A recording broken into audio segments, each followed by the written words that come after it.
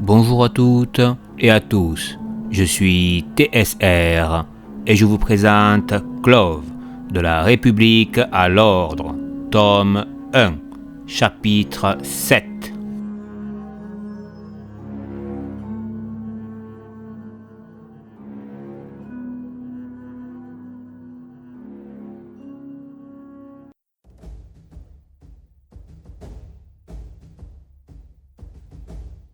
L'annonce du Clove ne laisse pas le groupe sans voix.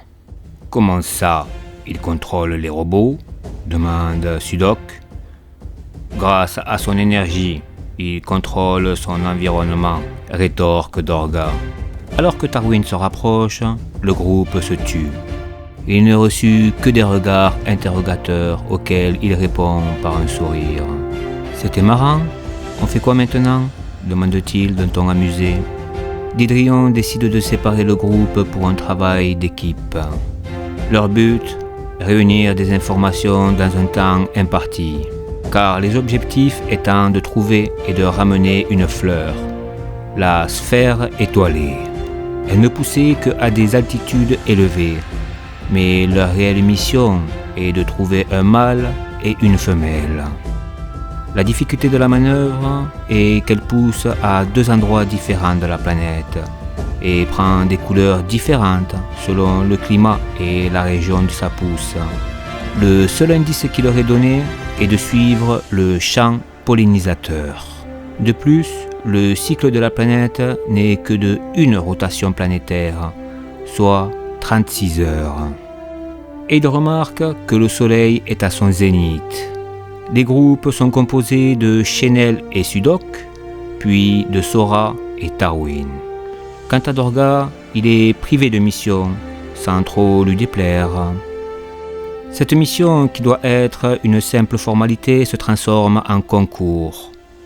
Des deux côtés, les concurrents sont prêts à tout donner. Malgré la grande confiance qu'elle a en elle, la jeune femme a oublié un détail crucial dans la réussite de sa mission, que ses deux adversaires ne négligent pas. Ce sont des élémentaristes. Dès le signal de départ du capitaine, le Tyrien et le Clove disparaissent dans les airs, en laissant derrière eux le craquement de l'air de leur accélération. La Vistis crée aussitôt une plateforme incolore, demande au Savaran de le rejoindre, mais lui aussi a la capacité de l'éviter. Il la suit à bonne distance, car elle aussi a décidé de faire un départ en trombe. Sora et Tarwin ironisent sur le visage de décomposition qu'ils avaient aperçu sur le visage de la jeune femme à leur départ. Ils s'amusent à virevolter, prenant de l'altitude, puis piquant au sol et repris aussitôt leur envol. Le Tyrien ne savait pas vraiment où chercher. La seule chose qu'il savait, c'était le cycle de reproduction de ce type de plante. Ne pouvant se déplacer, elles ont évolué de façon à prendre le plus de hauteur dans les cols montagneux. Cela leur permet d'élargir leur zone de pollinisation, donc d'accroître leur production. Ils cherchaient à rejoindre au plus vite un pic montagneux. Dans le même temps, Dorga connaissait les raisons de son abstention à cet examen. Le commandant voulait le questionner. Alors, j'aimerais savoir les vraies raisons de sa présence ici, demande-t-il. Le sourire du commandant donnait à sa peau diamanteuse des éclats presque inhabituels. « Tu n'es pas aussi facile à berner, » relance-t-il. Didrion prit une posture pensive et il regardait au loin, tout en se rappelant de son passé. « Qui est-il ?»« De qui vous parlez ?» demande Dorga. « Tu sais très bien, le Conseil suprême des Cloves a masqué ses données. Ils ne font pas ce genre de choses à la légère. Même toi, tes données sont masquées, mais on peut arriver à savoir une partie de ta vie, où tu as étudié, ton niveau scolaire, une partie de tes compétences. Mais Tarwin, on ne sait rien. Je ne vais pas t'obliger à me le révéler, mais j'aimerais en savoir plus sur lui. Si vous connaissez mon peuple, vous savez que je ne peux rien révéler. Sous peine de mort, répond aussitôt le Clove. Tu seras condamné si tu viens à révéler des informations. Là, il n'y a personne. et je ne révélerai rien de ce que tu me diras. Je veux juste mieux vous connaître. Ainsi, je pourrai mieux vous former à votre fonction. Dorga commence à faire les sympas. Il se pose des questions sur l'action qu'il se prépare à accomplir. Vous savez, le fait qu'il soit né en tant qu'élémentariste n'a fait que le desservir. Pourtant, il est brillant. Le commandant l'écoute attentivement tout en le suivant sur son parcours sans fin. Puis le coupa. Tu dis qu'il est brillant. Tu penses qu'il est plus que son grand-père? Le Clove interrompit sa longue marche. Il a été surpris par la question. De plus, c'est la première fois qu'il peut donner son avis sans être jugé ou mal vu par un membre de son peuple. Sincèrement, je pense qu'il est plus talentueux que Corluc. Il n'a jamais suivi d'éducation dans aucun centre de clave. Il n'a jamais eu de tuteur qui a suivi son évolution. Et pourtant, je ne voudrais pas avoir à l'affronter. Le commandant trouve que son élève cache une certaine frayeur à l'égard de son compatriote. De quoi as-tu peur? Dorga sourit, puis reprit sa longue marche. Si je ne me trompe pas, tu es le fils de Défliron, qui est lui-même le fils de Slor, le frère de Corluc. Le Clove n'en croyait pas ses oreilles. Comment connaissez-vous aussi bien mon peuple, mais surtout ma lignée? Je connaissais bien Corluc, entre d'autres choses. Qu'est-ce qui t'a fait peur chez ton cousin? Dorga n'avait jamais entendu ce terme pour désigner Tarwin, même s'il était pourtant exact. Lui ne le considérait pas comme son cousin, car on lui avait toujours affirmé que le jeune Clove n'était rien de plus qu'une erreur. Vous savez, Tarwin a été jeté des villes de Clave pour ce qu'il était. Ils l'ont envoyé vivre à l'extérieur. Sa mère a construit une maison pour qu'il puisse y vivre. Mais le Conseil suprême voulait que la nature de Clave s'occupe du cas Tarwin. Mais ça ne s'est pas passé comme ça. Il a su l'apprivoiser à tel point qu'elle est devenue le principal ennemi des Cloves sur leur propre monde. Le commandant semblait suspicieux sur les allégations du Clove. Comment a-t-il fait? La nature de Claves a toujours été bien trop sauvage pour être domestiquée. Il utilise son énergie. Au lieu de la matérialiser en élément, il l'utilise comme moyen de communication. Didrion est pantois de cette révélation, car cette utilisation de l'énergie est un moyen très connu. Ce sont les sages qui utilisent ce moyen pour restaurer les zones naturelles détruites ou redonner vie à une biosphère planétaire. Cela prend des années pour acquérir une maîtrise de son énergie afin d'entrer en communication avec des êtres vivants. De surcroît, quand il s'agit de la faune et la flore, il se rappelle des propos de Corluc qu'il ne cessait de lui dire que son peuple était la deuxième plus grande nation de son monde. Car les Cloves vivaient dans un monde qui ne voulait pas comprendre, mais dominer. Mais ce dernier ne se laissait pas amadouer aussi facilement. Être en symbiose avec son environnement est la solution à une évolution mutuelle, disait-il. Mais aucun être vivant n'est jamais arrivé à comprendre la complexité d'une nature aussi diversifiée que celle d'une planète. Pourquoi avoir envoyé Tarwin faire son service militaire s'il était aussi utile à Claves? Demande le commandant. Je ne suis pas censé vous le dire, car si Tarwin l'apprenait, il serait hors de lui. Le Conseil suprême l'a envoyé faire son service militaire afin d'ouvrir des négociations avec la nature de Claves sans l'autorisation de Tarwin. Leur but est de lui enlever son contrôle sur la biosphère de la planète. Ils sont persuadés qu'ils peuvent reprendre le contrôle, déclare le Clove. Plus loin sur la planète, le Tyrien et le Clove se posent au sol à la recherche de la fameuse fleur. « Pourquoi tu as dit que les Tyriens étaient des voleurs ?» demande Sora. Le jeune Clove scrutait les environs tout en commençant à gravir la pente rocheuse. « À cause du traité de Volgue, répond-il tout en continuant à vaguer à ses occupations. Cela ne lui était pas inconnu, car ce fut le premier traité de paix d'après-guerre.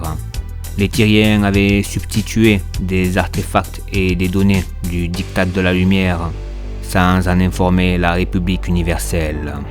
Ils voulaient avoir une longueur d'avance sur les technologies qu'avaient acquéries leurs ennemis. Ce que les Cloves avaient dénoncé auprès du Conseil universel. Nos peuples sont en guerre depuis bien trop longtemps, rajouta Tarwin, puis reprit. T'imagines, si on ne serait pas adversaires, nos deux peuples auraient pu changer la face de l'univers. On aurait pu créer des mondes et des galaxies qui auraient pu prospérer, mais au lieu de ça, on n'a fait que les détruire. Sora laisse s'échapper un rire. Qu'y a-t-il de drôle? C'est la première fois que je rencontre un Clove pacifiste, répond-il avec un sentiment de bienveillance. Tarwin s'accroupit au sol, il remuait quelques cailloux pour rechercher le sol terreux. Il déploie son énergie qui dans un premier temps s'enfonce dans le sol pour rejoindre les minéraux et racines de toutes sortes, puis atteint les premiers insectes. Il étend la zone sur plusieurs dizaines de mètres. Cela lui prend du temps pour élargir le périmètre, mais aussi pour entrer en profondeur. « Qu'est-ce que tu fais » demande-t-il. Mais il ne répond pas. Intrigué, il se rapproche de lui et s'accroupit à son tour. Il l'observe sans vraiment comprendre. Puis, il sent le flux d'énergie qui passe sous ses pieds et qui s'étend. Il a une réaction de défense, ce qui le fait se relever, mais il la retient. Il n'y a pas de noirceur ou de mauvaises intentions dans l'énergie. Au contraire, il perçoit une bienveillance pure. Il n'a jamais ressenti une telle sensation. Il se laisse envahir par cette énergie qui lui procure une chaleur douce de plénitude. « Tarwin, tu sens le flux d'énergie ?»« Tais-toi » Ces mots résonnent dans son esprit. Il se tourne dans tous les angles à la recherche de cette voix, mais ne trouve rien. « Calme-toi, Sora. » Cette fois-ci, il a reconnu la voix du jeune Clove. Il n'en croit pas ses oreilles. Sans le vouloir, il a laissé un Clove entrer en symbiose avec lui, et en plus, il n'a pas ressenti la moindre méfiance. Alors que l'énergie a pris plusieurs insectes dans ses filets, la symbiose symphonique commence. « Je cherche des sphères étoilées », demande-t-il, tout en ajoutant une image à son propos. Il reçoit plusieurs réponses en même temps. « Qui es-tu ? Où es-tu ? Je ne vous connais pas. Je ne veux pas être dérangé. Je ne sais pas où en trouver. » Puis vient la réponse tant attendue. « Il vous faut aller dans les hauteurs pour les trouver. Ne me dérangez plus. » Le jeune homme dissipe le flux d'énergie. Il se relève et observe les hauteurs montagneuses, puis s'y dirige à pied. Sora sentit le flux quitter son corps de façon délicate. Il était stupéfié par l'expérience qu'il venait de vivre. Il avait tant de questions, mais ne savait pas par laquelle commencer. « Comment était-il » demande le Tyrien. « De quoi tu parles ?»« Ton grand-père. »« Je ne sais pas, je ne l'ai pas connu. Tout ce que je sais sur lui, on me l'a raconté, » reprit le Clove. « Mais moi je n'ai aucun souvenir de lui, à part son arme. » Sora lance son regard vers cette fameuse épée, ce que remarque aussitôt Tarwin. « Tu veux la voir ?» dit-il.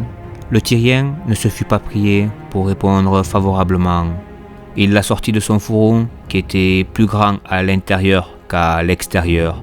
Cela donnait à son geste une sensation encore plus magique. La lame noire, qui ne reflétait aucune lumière, apportait un sentiment de froideur. Il lui tendit le manche, Sora la prit en main aussitôt. « Fais attention, tout ce que cette lame coupe ne peut être soigné. Même avec ton énergie, tu ne pourrais pas guérir. Les personnes qui utilisent de l'énergie peuvent par le même temps se soigner de toute attaque qui leur est infligée. Mais cette arme inflige des dégâts irréversibles. La légende est donc vraie, rétorque Sora. Il tente de lever la lame, mais son poids est tel qu'il a du mal à la maintenir en l'air. Puis elle s'allège. Il bascule en arrière, emporté par son geste, puis elle redevient tout aussi lourde. « Comment fais-tu pour la manipuler ?» demande-t-il. Tarwin la récupère des mains du Tyrien. Il fait tournoyer la lame d'un mouvement rapide, puis la range aussitôt dans son fourreau. Elle n'obéit qu'à très peu de monde. Seul mon grand-père et moi arrivons à l'utiliser. Les deux soldats repartent dans leur ascension et trouvent enfin la fleur du moins des centaines de fleurs. Elles dégageaient une harmonie luminescente qui leur paraissait presque envoûtante. Son bulbe était constitué de sphères ressemblant à du verre qui renfermaient des pistils lumineux. Il l'arrachait du sol avec un regret, car elle se transmettait des émotions. Il repartit retrouver le commandant en volant. À leur arrivée, ils découvrent le Savaran et la Vistis. Ils avaient déjà accompli leur mission. Ils en avaient récolté plusieurs. Le regard satisfait de la jeune femme ne se faisait pas attendre. « Vous en avez trouvé qu'une ?»